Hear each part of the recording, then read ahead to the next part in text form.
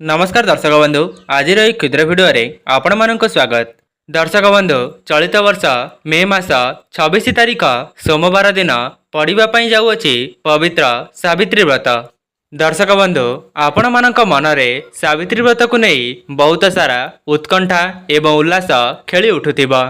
आपण माने सावित्री व्रत निमंते पूर्व प्रस्तुति रे लागी पड़िथिबे।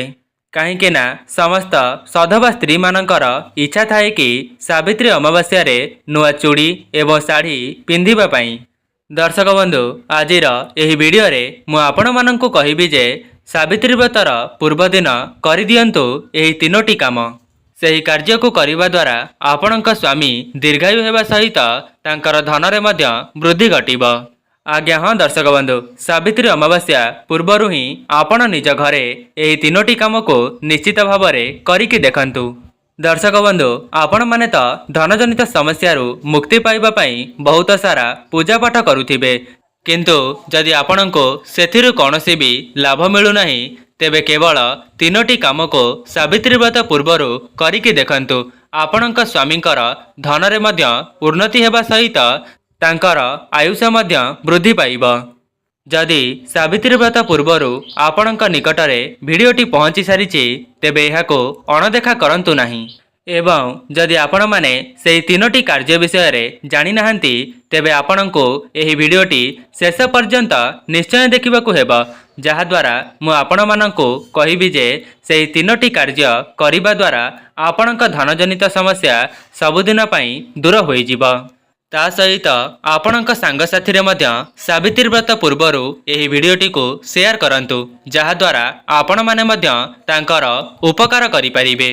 दर्शक बंधु सावित्री व्रत पूर्वरु सेही तीनोटी काम काहेकि करिबा दरकार ता विषय रे मध्य मु आपण माननकू भिडियो रा आगरे बताइबा पई जाउछि। दर्शक बंधु जेमिति कि मोर पूर्व भिडियो रे मु कहिथिली जे सावित्री व्रत दिन बाप घरु आनंतु नाही सेही पांचोटी जिनिस जहा द्वारा आपणक स्वामींकर अमंगल होई थाए। जदि आपण माने सेही भिडियोटी को देखि नांती तेबे एही भिडियोटी शेष हेबा परे मु आपण मानक पई सेही भिडियोटी को लगाई देबी। आपण माने सेही भिडियोटी को देखि सारिबा परे सेही पांचोटी जिनिस को केबे हेले आनिबे नाही। चलित वर्ष सावित्री व्रतटी ज्येष्ठ मासर अमावास्या रे पड़ुअछि एवं 26 तारिख सोमवार दिन 12टा पर सावित्री व्रतर शुभ तिथि रही अछि, जहाँकि आपण माने सोमवार दिन 12टा पर सावित्री पूजा को करि परिबे। दर्शक बंधु सावित्री अमावास्या पई अनेक सधवा नारी मानक मनरे बहुत सारा उल्लास एवं उत्कंठा रही थाए। सेथिपई प्रत्येक सधवा नारी माने सावित्री व्रत दिन साज श्रृंगार होई भल भावरे सावित्री व्रत को पालन करंतु। सावित्री अमावास्या निमंते आपण माने निजे निजे 16 श्रृंगार निश्चय हुअंतु, जेपरिकी पादरे अलता पिंधिबा, सिंदूर पिंधिबा, चूड़ी पिंधिबा एवं लाल रंगर वस्त्र पिंधिबा एवं सेही दिन तो मंगलसूत्र को अवश्य पिंधिबे। ता सहित सावित्री अमावास्या दिन आपण माने बटवृक्षर निश्चित भावरे पूजा करिबे।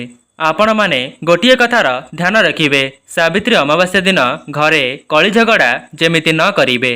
एही दिन आपण माने केबे हेले भी अशांति हेबे नाही। आपणक पाखरे जहा जेतिकी भी होउछि आपण सेतिकी रे संतुष्ट हेबा पई चेष्टा करिबे। जदि भी आपणक पाखरे नूतन शाढ़ी किनिबा पई पैसा नाही तेबे आपण माने जमार भी अशांति हेबे नाही। आपणक पाखरे जहा जेतिकी भी अछि सेतिकी रे खुशी होई भगवानंकर पूजा करंतु। आपण माने जानिचंती सावित्री अमावास्याटी स्वामींकर मंगल कामना पई करा जाई थाए।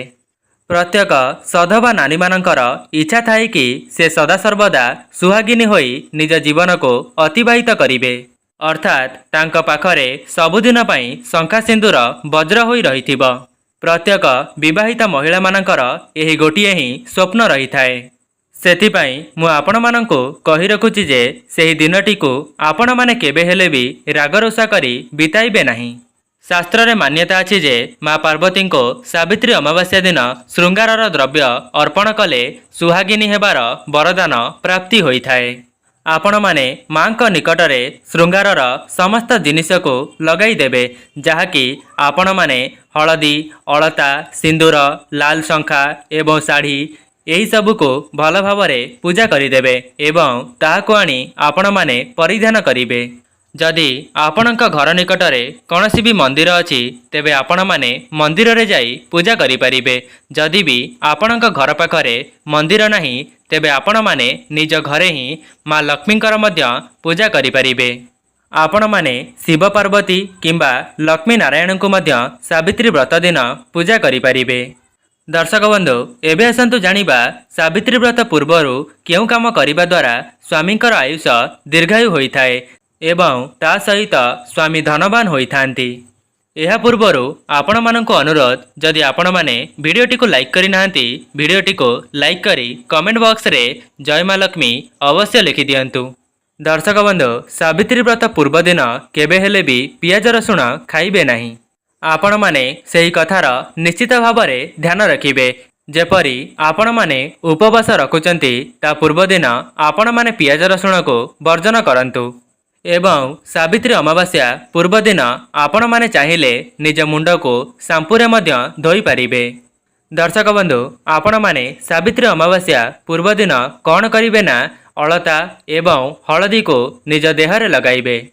ଏହା ଆପଣଙ୍କ ସ୍ୱାମୀଙ୍କ ନିମନ୍ତେ ବହୁତ ଭାଗ୍ୟଶାଳୀ ହୋଇଥାଏ।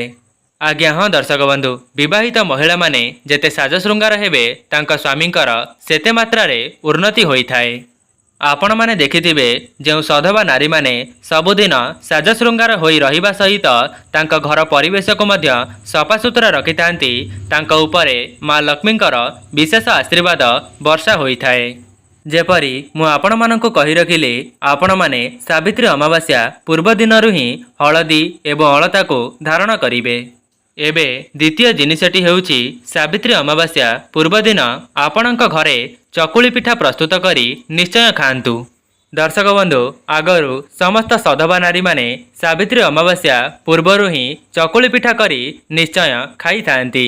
ଯେଉଁମାନେ ବି ଏହି ଭିଡ଼ିଓ ଦେଖୁଛନ୍ତି ସେମାନେ କମେଣ୍ଟ ବକ୍ସରେ ଅବଶ୍ୟ ଲେଖନ୍ତୁ ସେମାନଙ୍କ ପଟେ କ'ଣ ସବୁ ପ୍ରଥା ରହିଛି। ଯଦି ବି ଆପଣଙ୍କ ପଟେ ସେପରି ହେଉନାହିଁ ତେବେ ଆପଣମାନେ ବିଶେଷ କୃପା ପାଇବା ପାଇଁ ସାବିତ୍ରୀ ଅମାବାସ୍ୟା ପୂର୍ବ ଦିନ ହିଁ ଚକୁଳି ପିଠା ରାନ୍ଧି ନିଜ ଘରେ ନିଶ୍ଚୟ ଖାଆନ୍ତୁ। ଏବଂ ତୃତୀୟ ଜିନିଷଟି ଆସୁଛି, ଏମିତି ତ ଆପଣମାନେ ଜାଣିଛନ୍ତି ଆମିଷ ଭକ୍ଷଣ କରିବା ବହୁତ ନିଷେଧ କରାଯାଇଥାଏ। ଏମିତି ଅନେକ ଜାଗାରେ ମାନ୍ୟତା ଅଛି ଯେ ସାବିତ୍ରୀ ଅମାବାସ୍ୟା ପୂର୍ବ ଦିନ ହିଁ ମାଛ ପ୍ରସ୍ତୁତ କରି ତାଙ୍କ ଘରେ ଖାଇଥାନ୍ତି। ଦର୍ଶକ ବନ୍ଧୁ, ଏହା କେତେ ଦୂର ଠିକ୍ ଅଟେ ଏବଂ କ'ଣ ଆପଣମାନଙ୍କ ପଟେ ବି ଏପରି ନିୟମ ଅଛି କି? ତେବେ କମେଣ୍ଟ ବକ୍ସରେ ଅବଶ୍ୟ ଜଣାଇବେ, ଯାହାଦ୍ୱାରା ଯେଉଁମାନେ ଜାଣିନାହାନ୍ତି ସେମାନେ ମଧ୍ୟ ଅବଶ୍ୟ ଜାଣିପାରିବେ। କାହିଁକି ନା ଏମିତି ବି କିଛି ଜାଗା ରହିଛି ଯେଉଁଠାରେ ସାବିତ୍ରୀ ଅମାବାସ୍ୟା ପୂର୍ବ ଦିନ ନିଜ ଘରେ ମାଛକୁ ପ୍ରସ୍ତୁତ କରି ଖାଇଥାନ୍ତି। ଦର୍ଶକ ବନ୍ଧୁ, ଆପଣମାନେ ଦେଖିଥିବେ ଯେତେବେଳେ ଗୋଟିଏ ଝିଅଟି ବିଦା ହୋଇଥାଏ ସେହି ସମୟରେ ଗୋଟିଏ ଲେଉଟିଆ ଚକୁଳିକୁ ବାହାରକୁ ଫିଙ୍ଗାଯାଏ। ସେଥିପାଇଁ ଚକୁଳି ପିଠା ଶୁଭ ଅଟେ। ଏହାକୁ କରିବା ଦ୍ୱାରା ସେହି ଝିଅଟି ପୁନର୍ବାର ଲେଉଟିକି ନିଜ ଘରକୁ ଆସିଥାଏ।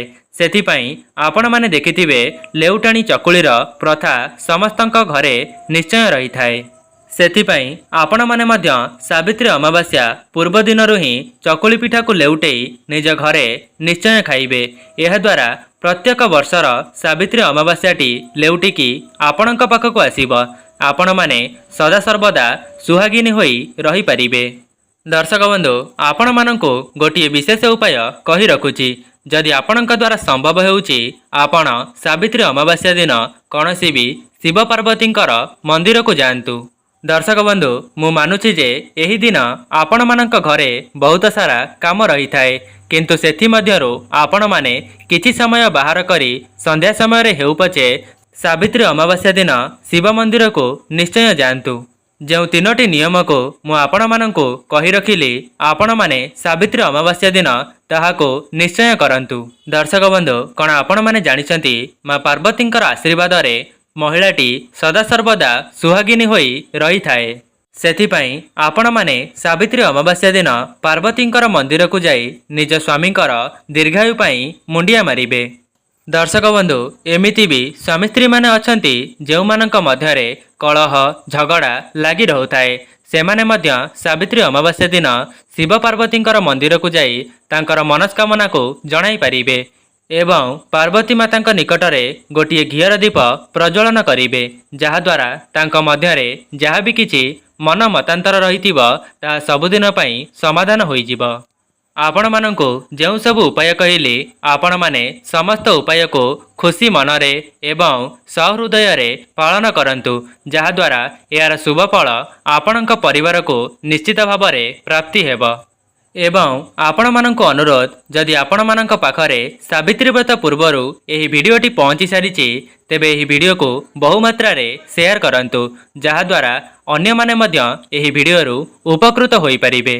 ଦର୍ଶକ ବନ୍ଧୁ, ଯେପରିକି ମୁଁ ଆପଣମାନଙ୍କୁ ଭିଡ଼ିଓର ଆଗରେ କହିଥିଲି ଯେ ବାପ ଘରୁ କେଉଁ ଜିନିଷ ଆଣିବା ଦ୍ୱାରା ସ୍ୱାମୀଙ୍କର ଅମଙ୍ଗଳ ହୋଇଥାଏ, ସେହି ଭିଡ଼ିଓଟି ଆପଣମାନେ ଏହି ଭିଡ଼ିଓର ଶେଷରେ ଦେଖିପାରିବେ। ଏବଂ ଯଦି ଆପଣମାନଙ୍କୁ ଏହି ଭିଡ଼ିଓଟି ଭଲ ଲାଗିଥାଏ, ଭିଡ଼ିଓକୁ ଲାଇକ୍ କରି କମେଣ୍ଟ ବକ୍ସରେ ଜୟ ମା ଲକ୍ଷ୍ମୀ, ଜୟ ଜଗନ୍ନାଥ ଅବଶ୍ୟ ଲେଖିଦିଅନ୍ତୁ। ଆଜି ପାଇଁ ରହୁଛି, ନମସ୍କାର।